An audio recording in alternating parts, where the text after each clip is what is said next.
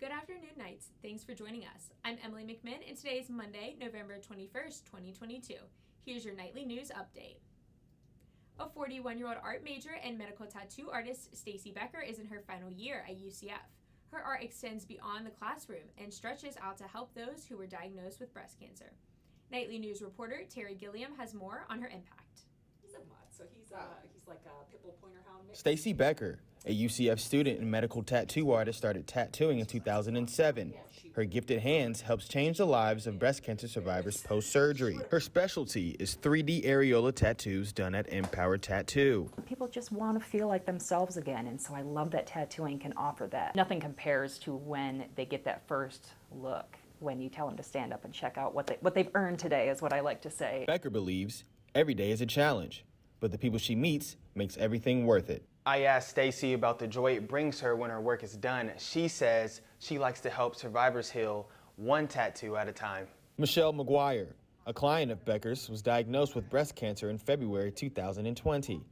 After what she's gone through, she likes to share her experience with others. I've already recommended it to other cancer patients. I even told Stacy the story. I met another lady on a cruise. She had finished her reconstruction, but she hadn't done this part yet, and I'm like, I've got the perfect person for you. The next step in Stacy's profession is to level up and make it a medical practice, something she's been working on in recent years. So far, she's been published 3 times in Plastic Reconstructive Journal and once in the Aesthetic Surgery Journal, but there is still a lot of red tape to get through. In Orlando, Terry Gilliam, UCF Nightly News.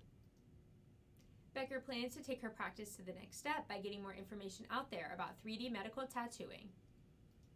The Ecuadorian Association teamed up with the Colombian Association to host a World Cup watch party. The event was held in the Irish 31 pub.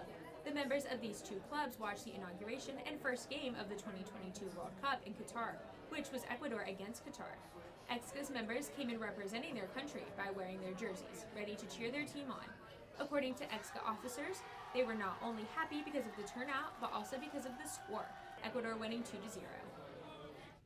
The UCF School of Visual Arts and Design hosted an open house combining the Art Night event with the Bachelor of Fine Arts exhibition for the first time.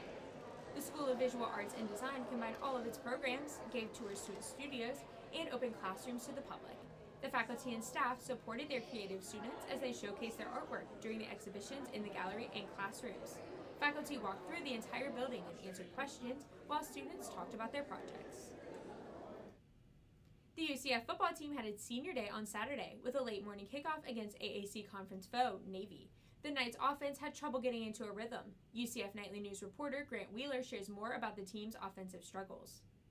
It was a frustrating senior day for the UCF football team against Navy on Saturday at the Bounce House.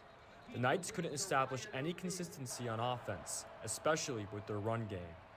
The midshipmen outgained the Knights on the ground by 164 yards. UCF head coach Gus Malzahn says it's important for the offense to stay ahead of the chains. Negative plays, that's what stands out to me. Negative plays, second down and 15, third down and 17. You got to stay ahead of the chains against a group like that. Turnovers were also an issue in the Knights' defeat on Saturday. Senior quarterback John Rice Plumlee threw an interception late in the first half, and sophomore quarterback Mikey Keene fumbled the ball deep in UCF territory in the second half. For a team that prides itself when it comes to running the football, the UCF rushing attack only averaged 3.5 yards per attempt on the ground in its defeat to Navy. Fifth-year senior running back Isaiah Bowser acknowledged the impressive play from the midshipman defense. They played hard. I give them credit. They definitely played hard all day. They got for some negative plays all day in the game. Give credit to them.